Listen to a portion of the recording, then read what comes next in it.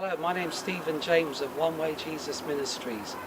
I want to share a testimony about a man who was in a coma, who recovered. In fact, he was clinically dead. He had a broken neck, basically. The medical term is internal decapitation. He was a work colleague of mine who on a Friday was going on a bus, and he jumped onto this bus, and the bus doors were in the middle of closing, and so what happened, he got trapped in the doors, and then the bus started to drive off, and he was pleading with the driver to let him in because he was literally trapped in between these doors. Anyway, after building up speed, the bus driver opened the doors and he fell out and he broke his neck, and he was rushed straight to hospital. Now, we heard about it immediately and at work, and I just declared that he shall not die, but he shall live. And sure enough, God did heal him, and this is what happened. Basically, we went to the hospital with my wife, with a friend of ours, and my daughter, my oldest daughter, and he was in intensive care unit. It took me a long time to get there. To be honest with you, by the time I got to hospital, it took hours and hours to get there. There was traffic, it was Friday night, and I was picking up people, and my faith really had just been hammered by then. I was getting a bit stressed out. But anyway, I decided I'm going to go and I'm going to pray for him, and we got there, and he was in intensive care unit, so I decided I'd leave my wife and child behind with our friend, and what they were doing, they were interceding in the waiting room, and I went through to the intensive care unit, saw him, and his name's Vincenzo, and he was my work colleague, and I didn't realise what happens when you break your neck, but he'd swollen up, his whole body had swollen up to twice its size, his face was just big. He just looked like something animated. He didn't even look real. It just was so awful. And what I did is,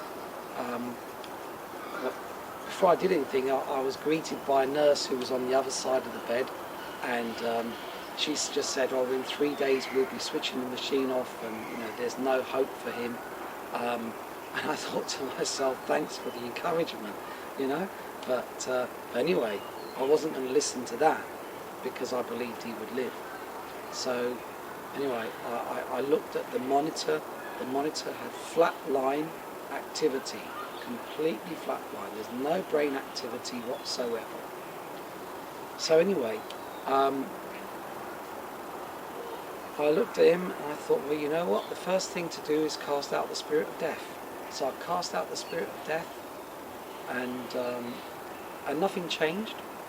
I gave him the gospel in his ear. I didn't know if he was a believer or not a believer. So I gave him the gospel. I spoke to him about Jesus. And then after I gave him the gospel, I prayed for healing. So I kept on praying for him.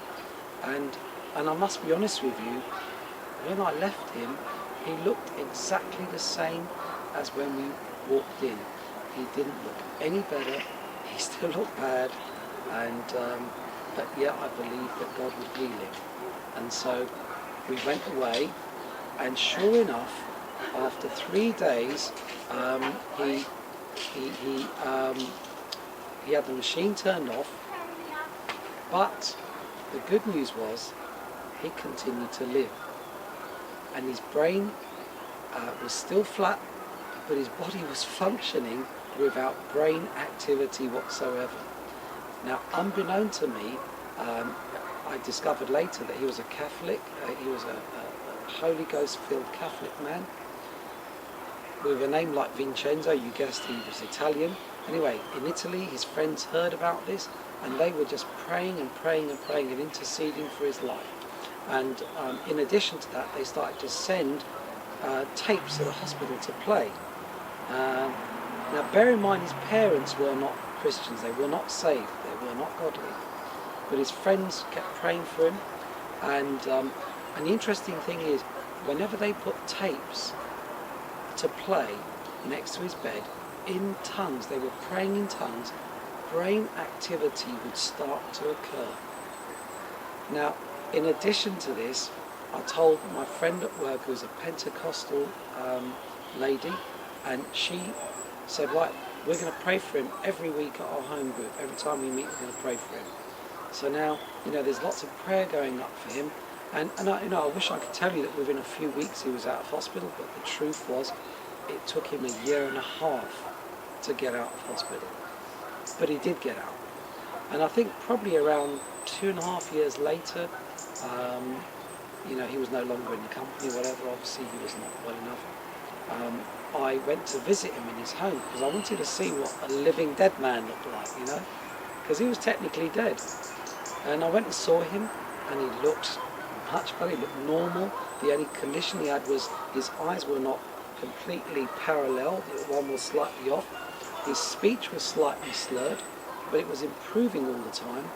And he was now at a point when he was considering going back to work. So I just want to give Jesus the glory here. And, to say that God can do miracles. Some miracles are instant, but some take time. And obviously I like the instant ones. We all do. But, let's not discard long-term miracles. He was technically dead. They declared him clinically dead. If it wasn't for the machine, he would have no life at all. He was kept alive by the machine. But then, God took over and he kept him alive. In Jesus' name, give glory to God.